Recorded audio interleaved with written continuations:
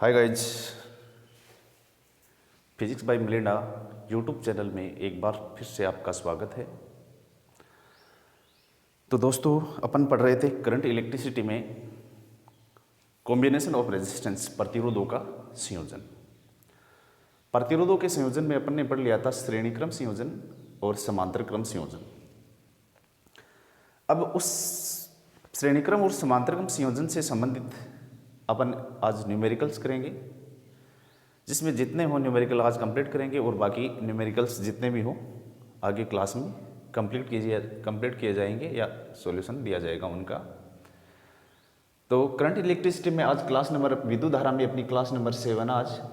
इसमें आपके सामने बोर्ड पे 3 क्वेश्चन आपको दिख रहे हैं। तीनों क्वेश्चंस में आपको तुल्य प्रतिरोध ज्ञात करना है। इसमें तो जो पहला क्वेश्चन है, इसमें देखिए बिंदु ए व सी के मध्य आर टी ज्ञात करना है। ए व सी के मध्य तुल्य प्रतिरोध ज्ञात करना है। तो देखिए, ए बिंदु ये है, सी बिंदु ये है।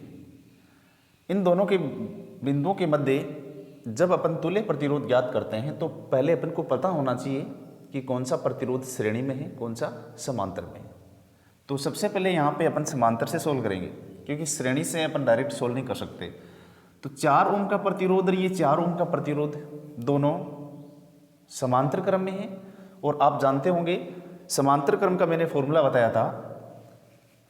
इन दोनों का तुल्य प्रतिरोध ज्ञात करें तो 1/R0 इज इक्वल टू होता है 1/4 प्लस 1/4, क्योंकि 1/R1 प्लस 1/R2 लेते हैं। और जैसे ही इसका एलसीएम लिया तो एलसीएम क्या आ जाएगा 4, 1 प्लस 1 कितना हो जाएगा 2, 2/4 कितना हो जाएगा, ये मैं यहाँ से डायरेक्ट लिख रहा हूँ। R0 का मान हो जाएगा 2 ओम। कितना हो जाएगा 2 ओम। अब देखिए इस सर्किट को आगे और लेके जाते हैं। ये 2 ओम है। इन दोनों का जो इक्विवेलेंट रेजिस्टेंस वो कितना आया 2 ओम। ये भी 2 ओम है। ये बिंदु सी है और ये बिंदु ए है। भाई अपन ने देखा इन दोनों का इक्विवेलेंट रेजिस्टेंस अपन ने निकाला तो 1/4 यानी R0 का मान जैसे अपन ने निकाला तो कितना आ गया 2 ओम हो गया, क्योंकि 2/4 R0 ऊपर चला जाएगा तो यहाँ से 2 ओम आ जाएगा। अब ये देखिए, ये बिंदु बीच वाला बी है, ये सी बिंदु है। अब देखिए आप पहचानोगे ये 2 ओम रेजिस्टेंस और ये 2 ओम रेजिस्टेंस किस क्रम में है, श्रेणी में है। और श्रेणी में मैंने बताया था प्रतिरोध को डायरेक्ट जोड़ देते हैं। तो यहाँ से आर टी अगर ज्ञात करना चाहिए तो R1 प्लस R2, R1 कितना 2 है, R2 भी 2 है, टोटल कितना हो जाएगा 4 ओम इसका तुल्य प्रतिरोध हो जाएगा। ये क्वेश्चन समझ में आया। तो इस बिंदु ए व सी के मध्य तुल्य प्रतिरोध हो जाएगा 4 ओम। इतनी बात क्लियर है। और ये जो आगे वाला क्वेश्चन है, इस क्वेश्चन में देखिए पहले 3rd नंबर क्वेश्चन को सोल्व कर लेते हैं। इसमें मैंने ओम वगैरह लिखा नहीं है। 3rd नंबर जो अपना क्वेश्चन है, ये 3 नंबर का क्वेश्चन, इसमें जितने भी 3, 3, 6, 6, 3, 6, 3 जितने भी लिखे हुए हैं, ठीक है, ये सभी ओम में है। जितने भी लिखे हैं सभी ओम में है। और बोलेगा, आप क्वेश्चन पूछ रहा है बिंदु ए व बी के मध्य आर टी अपन को बताना है, तुल्य प्रतिरोध अपन को बताना है। तो दोस्तों बहुत ही सिंपल तरीका बताऊंगा यहां से मैं, और बस एक लाइन में सोल्व कर देंगे इसको। देखिए बिंदु ए व बी के मध्य देखना है।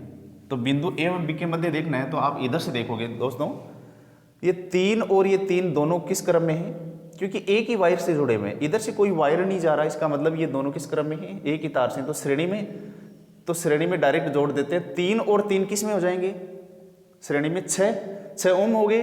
और यहाँ से जो 6 ओम आएगा और इधर ये 6 ओम है, ये दोनों किस क्रम में हो जाएंगे, समांतर में। और मैंने एक बात बताई थी, 2 समान मान के प्रतिरोध अगर समांतर क्रम में जुड़े हुए हों तो तुल्य प्रतिरोध किसी एक प्रतिरोध का आधा हो जाएगा। मैं सिंपल सा यहाँ से बता रहा हूँ। देखो ये बिंदु ए है, ये बी, इधर से ये 3 ओम हो गया, ये 3 ओम, ये 6 ओम, ये 3 ओम, ये 6 ओम, और इधर से ये दोनों जोड़ेंगे तो कितना आ जाएगा, ये भी 6 ओम हो जाएगा। बात समझ में आ रही है? तो 3 और 3 श्रेणी में है, जोड़ के 6 हो गए, और ये 6 और ये 6 किस में हो गए, समांतर में। अब आपको मैंने बताया था समान मान के जब दो प्रतिरोध समांतर में जोड़े में हो तो तुल्य प्रतिरोध क्या ज्ञात करते हैं अपन, उस एक का आधा हो जाएगा। जैसे यहाँ से निकालते हैं, जैसे मैंने R0 निकाला तो 1/6 + 1/6 कितना हो जाएगा, 6 LCM आ जाएगा। 1 + 1 कितना हो जाएगा, 2/6, और यहाँ से R0 कितना हो जाएगा, 3, 6 ऊपर चला जाएगा। अब देखोगे दोस्तों 6 और 6 दोनों का तुल्य निकाला तो कितना आएगा, 3 ओम, यहाँ से 3 आ गया, और ये 3 और ये 3 वापस किस में हो गई, श्रेणी में। ये 3 ओम और ये 3 ओम किस में हो गए, श्रेणी में। श्रेणी में वापस जोड़ के कितने हो गए, 6 और 6 फिर किस क्रम में हो जाएंगे, यहाँ से देखिए 6 और 6 समांतर में तो कैलकुलेट कितना, 3 आया। अब 3 और ये 3 श्रेणी में हो जाएंगे, 3 और 3 जब जोड़ेंगे तो 6 ओम, और ये 6 और ये 6 किस में हो जाएंगे, समांतर में। तो दोनों का जैसे ही निकालेंगे वापस उसी प्रकार से 3 आ जाएगा, और जैसे ही 3 आएगा 3 और ये 3 किस में हो जाएंगे, इधर से 3 आएगा ये, और ये 3 किस में हो जाएंगे, श्रेणी में। और श्रेणी में होते 3 और 3 कितना हो गया, 6, और 6 और ये जो 3 होगा लास्ट वाला, जैसे ये ए बिंदु, ये बी बिंदु, यहाँ पे 3 ओम है, सबका टोटल निकाला तो इधर से ये कितना आया, 6 ओम, ये 3 ओम। इन दोनों का तुल्य प्रतिरोध ज्ञात करें तो 1/RT = हो जाएगा 1/6 + 1/3, LCM 6 आ जाएगा, इधर 1 होगा, इधर 2 होगा, 3/6, तो RT कितना हो जाएगा आप जानते होंगे, 6 ऊपर चले जाएंगे, 2 ओम। इसका तुल्य प्रतिरोध कितना हो जाएगा, 2 ओम हो जाएगा। बात क्लियर है? इस प्रकार का कोई भी न्यूमेरिकल आए तो डायरेक्ट मतलब 10 सेकंड में सोल्व करने वाला न्यूमेरिकल है ये, इसमें बिल्कुल टाइम नहीं लगता है। ये समझ में आया? तो आगे वाला जो क्वेश्चन है, क्वेश्चन नंबर 2, इसको सोल्व करते हैं। इसमें मैंने ओम, जितने भी ओम्स हैं शो नहीं किए हैं, चलो मैं यहाँ पे शो कर देता हूँ। पहले इसको मैंने 2 ओम मान लिया, इसको मैंने 6 मान लिया, इसको 3 मान लिया, इसको 6 मान लिया, इसको 6 मान लिया, इसको 3 ओम, इसको 3 ओम मान लिया। बिंदु A व B के मध्य तुल्य प्रतिरोध ज्ञात करना है। किस किस के मध्य, A व B बिंदु के मध्य तुल्य प्रतिरोध ज्ञात करना है। और ये सभी 2, 3, 6, 3 और 3 लिखे हुए हैं, सबका मान किस में है, ओम में है। अब सोल्व करें तो आप देखोगे ये 6 और ये 6 किस क्रम में है, समांतर में। और समांतर में क्या हो जाएगा, जैसे मैंने अभी भी बताया था 1/6 अगर जब अपन सोल्व करेंगे तो कितना हो जाएगा, 3 हो जाएगा। तो इसको आगे अगर सोल्व करना चाहें,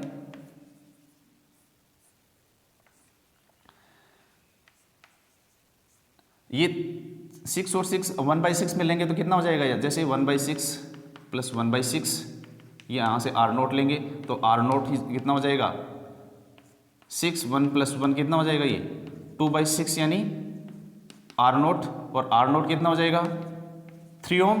तो यहाँ से 3 और ये 3 और ये 3 किस क्रम में है, ये 3 ओम है। और इधर से इन दोनों का सॉल्यूशन 3 आया। इसको मिटा रहा हूँ साइड से मैं थोड़ा सा।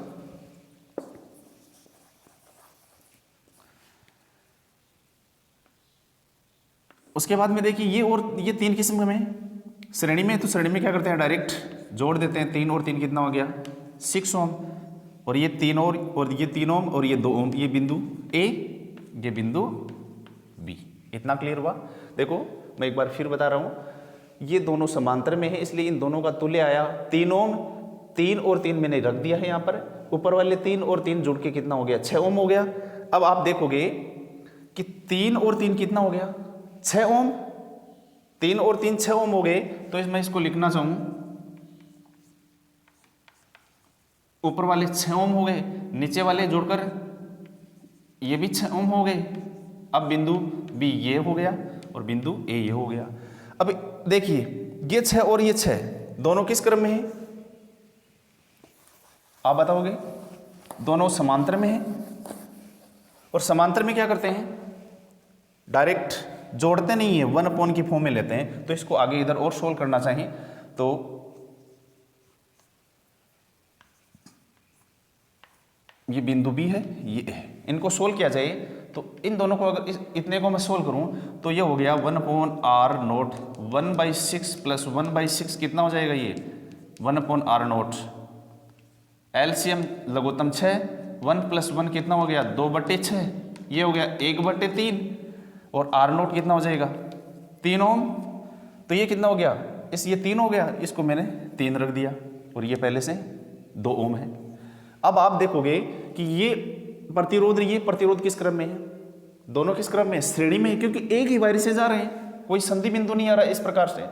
तो श्रेणी में क्या करते हैं, डायरेक्ट जोड़ देते हैं। तो RT बराबर क्या हो जाएगा, R1 + 2 ही प्रतिरोध है, तो R2, R1 का मान कितना 2, R2 का मान 3, कितना हो जाएगा 2 और 3 5 ओम। इस प्रकार से अपन तुल्य प्रतिरोध ज्ञात कर सकते हैं। इतनी बात क्लियर हुई। अब मैं प्रतिरोध और प्रतिरोधकता से संबंधित 1-2 न्यूमेरिकल और करवाता हूं, इतना समझ में आया तो।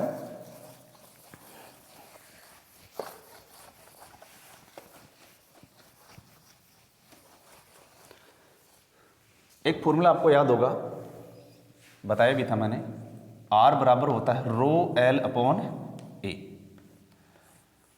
R प्रतिरोध है, ρ प्रतिरोधकता है, L चालक तार की लंबाई है, A अनुप्रस्थ काट क्षेत्रफल है। तो क्वेश्चन बनेगा, क्वेश्चन पूछ रहा है एक चालक तार की लंबाई L, अनुप्रस्थ काट क्षेत्रफल A और प्रतिरोध R है। ठीक है,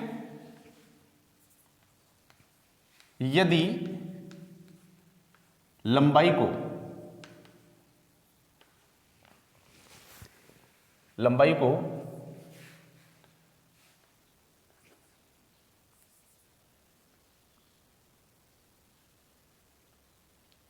300%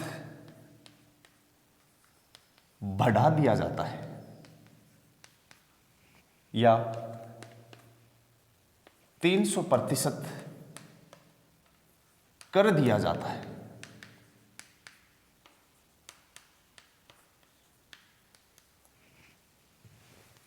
क्वेश्चन समझ में आ रहा है। लंबाई को देखो, 2 अलग अलग लैंग्वेज में है, 2 क्वेश्चन बनेंगे यहां पे।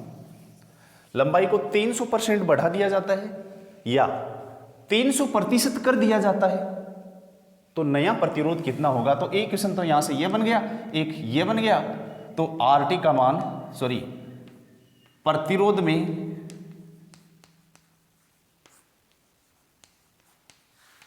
प्रतिशत परिवर्तन कितना होगा, प्रतिशत परिवर्तन कितना होगा। क्वेश्चन समझ में आ रहा है, क्या बोल रहे हैं, एक तार है जिसकी लंबाई L है, अनुप्रस्थ काट क्षेत्रफल A है, प्रतिरोध R है।